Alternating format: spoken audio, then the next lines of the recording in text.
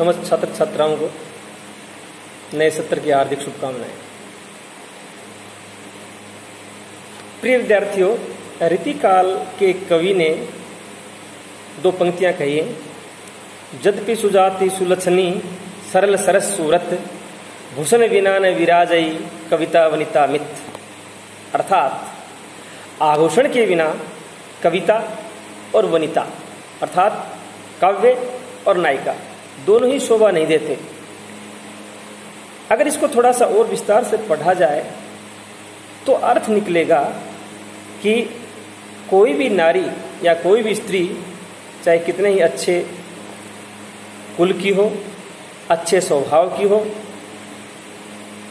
अच्छे व्यवहार वाली हो, सुंदर लक्षणों से युक्त हो, लेकिन अगर वह आभूषण धारण नहीं करती है या उसने आभूषण नहीं धारण कर रखे हैं तो वह शोभा नहीं देती। यही बात कविता पे लागू होती है कि कविता कितने ही गुणों से युक्त हो, कितने ही अच्छे भावों को लिए हुए हो, शब्दों का सुंदर से सुंदर चयन हो, अच्छी विशेषताओं से युक्त हो, लेकिन अगर उसमें अलंकार नहीं होंगे तो वह कविता कविता नहीं हो सकती। ये एक मापदंड था कविता और वनिता, काव्य और स्त्री की तुलना की गई थी। उसी समय से ये धारणा चली आ रही है कि कविता में अलंकार अनिवार्य हैं।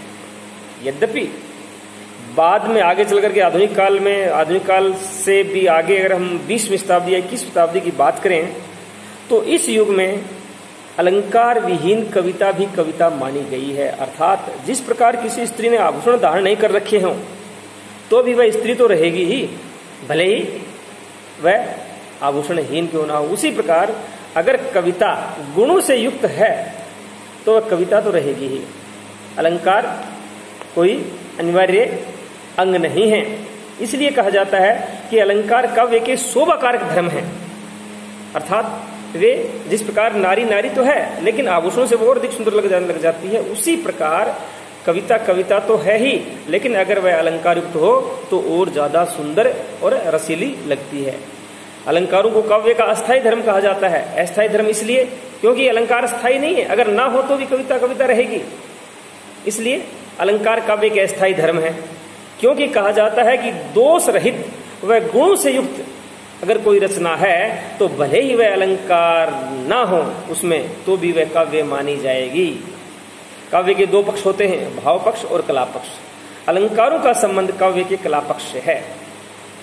कुछ आचार्य अलंकारों को काव्य की आत्मा भी मानते हैं और उसी के आधार पर एक अलंकार संप्रदाय भी चला था, जिसके संस्थापक या जिसके यूं कह सकते हैं कि उत्प्रेरक आचार्य भामह थे।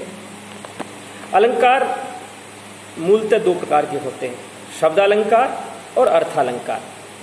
शब्दालंकार जहां किसी कथन में चमत्कार शब्दों पर आश्रित हो वे शब्दालंकार होते हैं। अर्थात अगर किसी शब्द को हटा दिया जाए या उसके स्थान पर उसका पर्याय रख दिया जाए तो काव्य में चमत्कार या सौंदर्य नहीं रहेगा।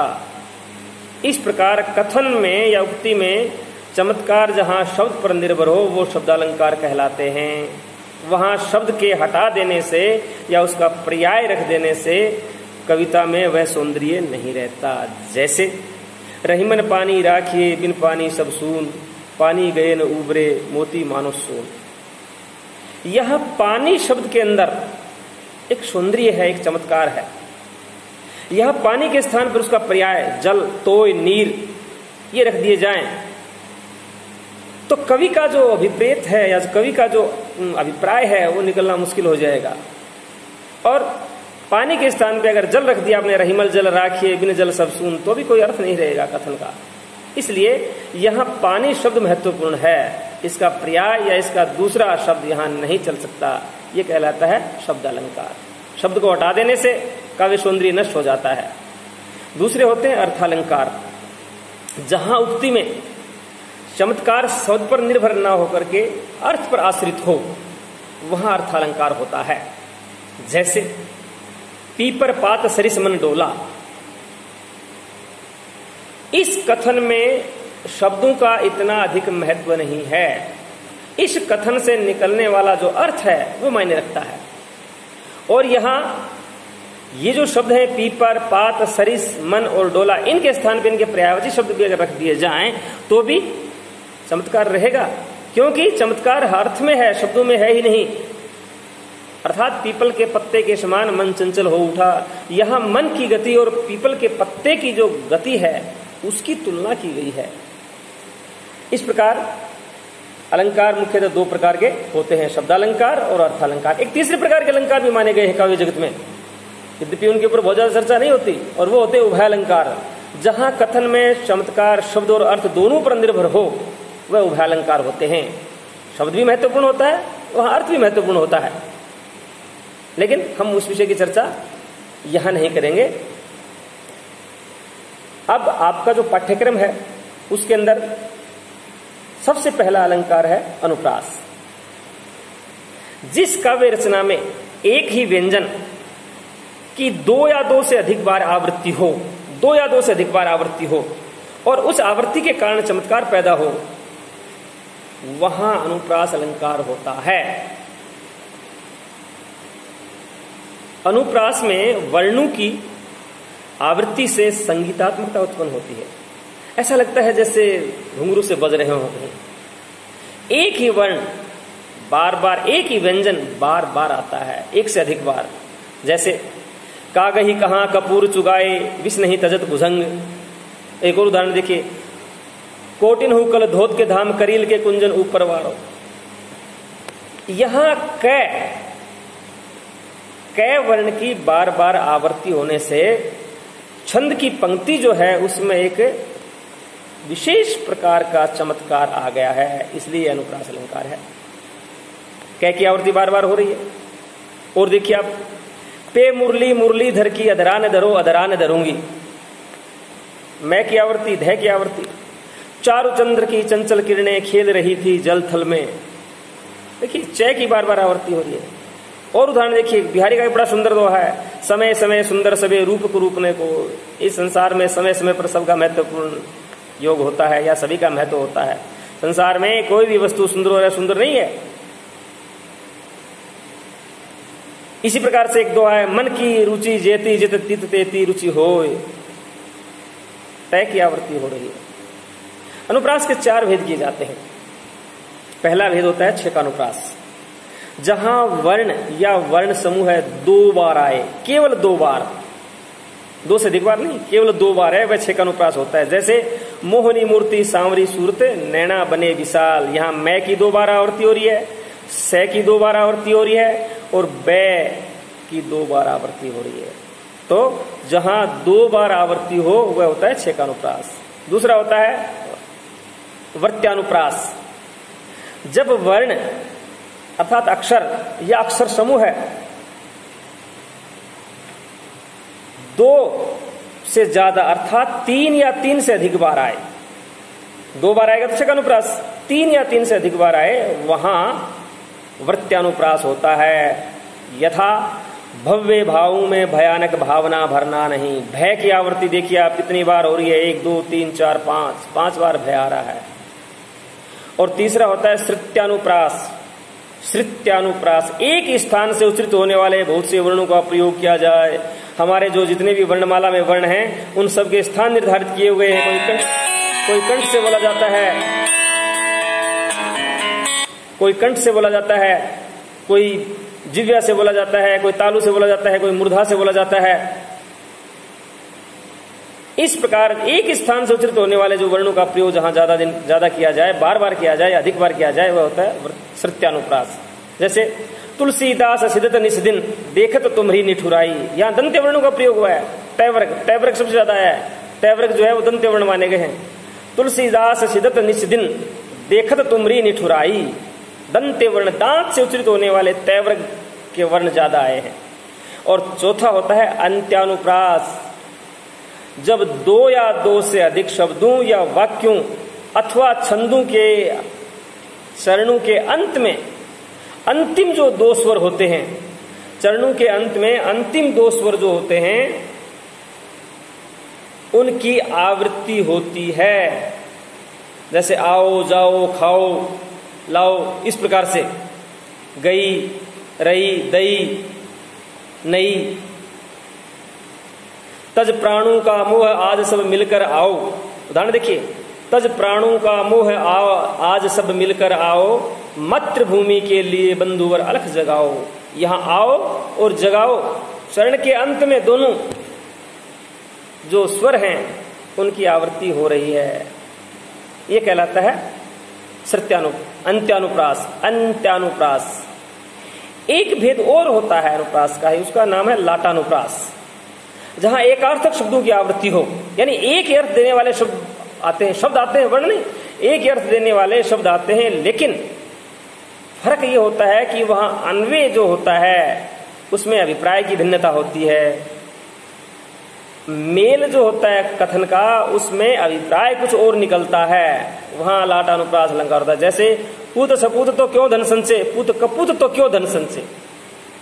यहां सारे के सारे शब्द लगभग एक शब्द को छोड़ दिए, सपूत और कपूत को छोड़ के बाकी सारे शब्द वही है, लेकिन सारे शब्दों के मेल से जो अर्थ है उसमें भिन्नता आती है। पूत सपूत तो क्यों धन संचय, पूत कपूत तो क्यों धन संचय, ये कहलाता है लाटानुप्रास। इसके बाद अगला अलंकार है हमारा श्लेष। श्लेष, जहां श्लिष्ट शब्दों का ज्यादा प्रयोग हो, श्लिष्ट का अर्थ होता है चिपका हुआ, जहां शब्द एक ही बार आए किंतु दो या दो से अधिक अर्थों का सूचक हो, यानी कोई शब्द एक ही बार आएगा लेकिन अभिप्राय से या कथन से उसके अर्थ दो या दो से अधिक निकलेंगे, वहां श्लेष अलंकार होता है। कहते हैं एक शब्द में होत है बहुअर्थन को ज्ञान, एक शब्द में होत है बहुअर्थन को ज्ञान, श्लेष कहत है ताहि सो भूषण सकल सुजान। जहां एक ही शब्द में बहुत सारे अर्थों का ज्ञान हो, कवि भूषण कहते हैं कि लोग या काव्य आचार्य उसे श्लेष कहते हैं। श्लेष के दो भेद होते हैं, एक तो शब्द श्लेष और दूसरा होता है अर्थ श्लेष। सबसे पहले देखिए आप शब्द श्लेष, जहां शब्द पर चमत्कार आधारित हो, अर्थात एक शब्द के एक से अधिक अर्थ होते हैं, अगर उस शब्द को वहां से हटा दिया जाए तो वह चमत्कार और सौंदर्य नहीं रहेगा, वो होता है शब्द श्लेष। जैसे सिर जीवो जोरी जुरे क्यों न स्नेह गंभीर, को घटी ये वर्ष भानुजा वे हलदर के वीर। को घटी ये वर्ष भानुजा वे हलदर के वीर। यहां वर्ष भानुजा और जो हलदर शब्द है उन दोनों में श्लेष है, क्योंकि दोनों के दो दो अर्थ हैं। वर्ष भानुजा का एक अर्थ तो है राधा, वर्षभ भानुजा, वर्ष भानुजा, वर्ष भान अहीर की जाई हुई अर्थात राधा। और वर्ष भानुजा का दूसरा अर्थ है वर्षभ प्लस अनुजा, वर्षभ बैल, अनुजा छोटी बहन, बैल की छोटी बहन कौन, गाय। इसी प्रकार से हलदर के भी दो अर्थ हैं, बलराम और हल को धारण करने वाले बैल। यहां वर्ष भानुजा और हलदर के स्थान पे अगर कोई दूसरा शब्द, वर्ष भानुजा के स्थान पे वर्ष भानुसुता रख दिया आपने, तो एक ही अर्थ निकलेगा, दो अर्थ नहीं निकलेंगे, इसलिए यहां श्लेष समाप्त हो जाएगा। ये कहलाता है शब्द श्लेष। और उदाहरण देखिए आप, रहीमन पानी राखिए बिन पानी सब सून। यहां एक शब्द जो है पानी एक बार आया है, लेकिन आगे वाली पंक्ति में पानी गए न उबरे मोती मानुष चून, मोती मानुष और चून। इन तीनों के संदर्भ में पानी शब्द के तीन अर्थ हैं।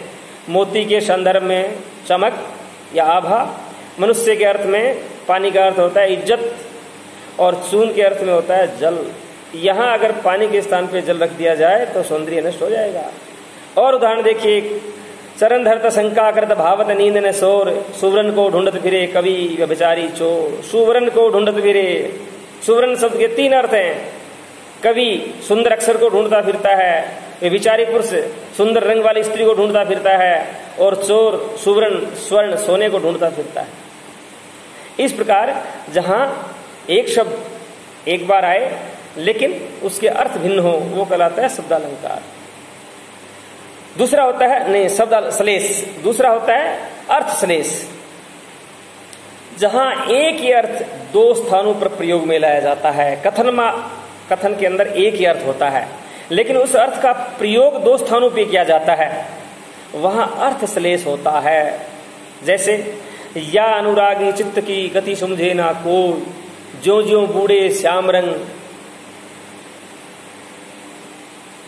त्यों त्यों उजलू हो। या अनुरागी चित्त की गति समझे ना कोई, ज्यों ज्यों बूढ़े श्याम रंग त्यों त्यों उजलू हो। यहां श्याम रंग और उजलू हो, इन दोनों के अर्थ में श्लेष है। श्याम रंग के दो अर्थ हैं, श्री कृष्ण का रंग या श्री कृष्ण का रंग काला है, तो दो अर्थ हुए, एक तो श्री कृष्ण और एक काला। और उजलू के भी दो अर्थ हैं, और ये जो काला और श्री कृष्ण अर्थ है ये उजलू के ऊपर निर्भर है। उजलू के दो अर्थ हैं, एक तो पवित्र हो जाना और दूसरा साफ सुथरा हो जाना। यहां अर्थ श्लेष है, अर्थात इस अनुरागी हृदय की गति या मन की गति कोई नहीं जान सकता। वह जो जो श्री कृष्ण के रंग में डूबता जाता है त्यों त्यों उज्जवल होता जाता है। इसी प्रकार दूसरा अर्थ इसका निकलता है कि कोई वस्तु जिस प्रकार काले रंग में डूबती जाती है त्यों त्यों वह साफ होती जाती है। बड़ी विरोधाभास अलंकार भी है इसमें। विरोधाभास वाली बात है कि कोई भी वस्तु काले रंग में डूबने पर उज्जवल कैसे होगी, लेकिन उज्जवल होती है क्योंकि काले रंग के अंदर एक ऐसी तासीर या ऐसा गुण होता है कि वह अन्य सभी दोषों को छुपा लेता है। और उदाहरण देखिए अर्थ श्लेष के। नर की अरु नल नीर की गति एक एक कर जोई। नर की अरु नल नीर की गति एक एक कर जोई। जे तो नीचो हवे चले ते तो ऊंचो होई। जे तो नीचो हवे चले, जो जितना नीचा होकर के चलता है वह उतना ही ऊपर जाता है। यहां नल का जल और मनुष्य, यानी देखिए अर्थ है जो जितना नीचा होकर के चलता है वह उतना ही ऊपर जाता है। इस एक अर्थ को जोड़ कर प्रयोग किया गया, एक तो मनुष्य के प्रसंग में कि मनुष्य जितना भी विनम्र होकर चलता है वह उतना ही ज्यादा मान सम्मान का अधिकारी होता है, और उसी प्रकार जल अपनी सतह से जितना नीचा जाता है वह उतना ही ऊपर चढ़ जाता है। इसी प्रकार से एक और उदाहरण देखिए। मेरी भवबाधा हरो राधा नागरी सोय। जा तन की झाई परे श्याम हरित दुति होय। या तन की, देखिए मेरी भवबाधा हरो राधा नागरी सोय। बिहारी सच्चाई का पहला दुआ है कि मेरे सांसारिक कष्टों को वह राधिका दूर करे जिसकी परछाई पड़ने से श्री कृष्ण प्रसन्न हो जाते हैं। दूसरा अर्थ, जिसकी परछाई पड़ने से श्याम हरित द्युति हो। एक श्याम का अर्थ यहाँ दूसरा है काला, हरित का हरा, कि जहां जिसकी परछाई पड़ने से श्याम काले रंग का बांस हरे में परिवर्तित हो जाता है। और यहाँ तीसरा अर्थ एक है श्याम दुख या कष्ट, हरित प्रसन्नता, कि जिस राधा की परछाई पड़ने से सांसारिक कष्ट जो है वो खुशियों में बदल जाते हैं। ये कहलाता है अर्थश्लेष। अगला अलंकार है यमक। जहां शब्द एक से अधिक बार प्रयुक्त हो किंतु अर्थ प्रत्येक बार भिन्न हो। जहां शब्द एक बार आए, अर्थ बहुत सारे हो तो श्लेष। जहां शब्द एक से अधिक बार आए और अर्थ प्रत्येक बार भिन्न हो वह कहलाता है यमक। जहां अर्थ प्रत्येक बार भिन्न हो वह यमक कहलाता है। कहते हैं वही शब्द फिर फिरे, फिर फिरे, अर्थ और ही और, सो यम का अलंकार है भेद अनेकंठ हो। कि वही शब्द बार बार आता है और अर्थ प्रत्येक बार भिन्न होता है, वहां यमक अलंकार होता है। जैसे कनक कनकते सोगुनी मादकता अधिकाय, वह पाए बोराय तो वह खाए बोराय। यहाँ कनक कनक शब्द दो बार आया है लेकिन दोनों बार अर्थ अलग अलग है। एक कनक का अर्थ है सोना और दूसरे का अर्थ है धतूरा। एक के खाने से पागल होता है तो दूसरे के पाने से अगर आदमी को सोना मिल जाए यानी धन अधिक मिल जाए तो आदमी पागल हो जाता है। एक और उदाहरण देखिए। तू मोहन के उर्वशी है उर्वशी के समान। उर्वशी और उर्वशी दो शब्द हैं, दोनों बार अर्थ भिन्न है। एक का अर्थ है हृदय में बसी हुई है और दूसरे का अर्थ है उर्वशी अप्सरा के समान। एक और उदाहरण है सजना है मुझे सजना के लिए। एक सजना का अर्थ है प्रियतम और दूसरा सजना का अर्थ है साज श्रृंगार करना। कबीर का एक बहुत शानदार दोहा है जिसमें यमक का बड़ा सुंदर प्रयोग किया गया है। माला फेरत जुग गया, माला फेरत जुग गया, गया न मन का फेर, कर का मन का डार दे, मन का फेर। यहां मन का शब्द कई बार आया है लेकिन अर्थ प्रत्येक बार भिन्न है। एक और शानदार उदाहरण, सारंग ले सारंग चली, सारंग पूग्यो आय, सारंग ले सारंग धयो, सारंग सारंग माय। सारंग ले सारंग चली, देखिए सारंग सारंग शब्द कितनी बार है। सारंग ले सारंग चली, सारंग पहले सारंग का अर्थ है घड़ा, सारंग चली स्त्री, दूसरा सारंग का अर्थ है स्त्री। घड़ा लेकर के स्त्री चली, कहां? तालाब पर पानी लाने के लिए। सारंग पूग्यो आ, यहां सारंग का अर्थ है बादल। इतनी देर में आकाश में बादल आ गए, गर्जना होने लगी, बरसात शुरू हो गई, तो क्या किया जाए? सारंग ले सारंग धयो, यहां पहले सारंग का अर्थ है साड़ी। उस स्त्री ने अपनी साड़ी उतार करके सारंग धयो, घड़े के अंदर डाल ली। सारंग सारंग माय, और स्त्री स्वयं जो है सारंग माय, तालाब के पानी में खड़ी हो गई।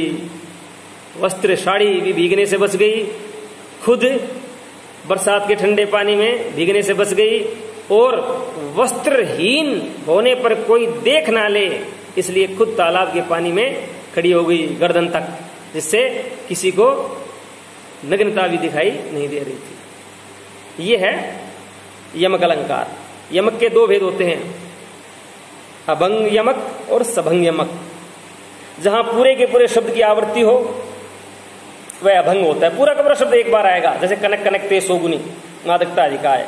और सभंग यमक जहां दोनों बार शब्द पूरे नहीं होते, दोनों बार शब्द पूरे नहीं होते, तोड़ करके अर्थ निकालना पड़ता है, शब्द को तोड़ना पड़ता है। एक शब्द स्वतंत्र होता है, दूसरा तोड़ना पड़ता है। जैसे कुमोदिनी मानस मोदिनी कही, कुमोदिनी मानस मोदिनी कही, यहाँ एक तो मोदिनी शब्द है लेकिन पहले कुमोदिनी है। यहाँ कुमोदिनी में कु और मोदिनी को तोड़ना पड़ेगा, कुमोदिनी मानस मोदिनी कही। यहाँ दूसरा शब्द स्वतंत्र है लेकिन पहला शब्द जो है वो बंधा हुआ है।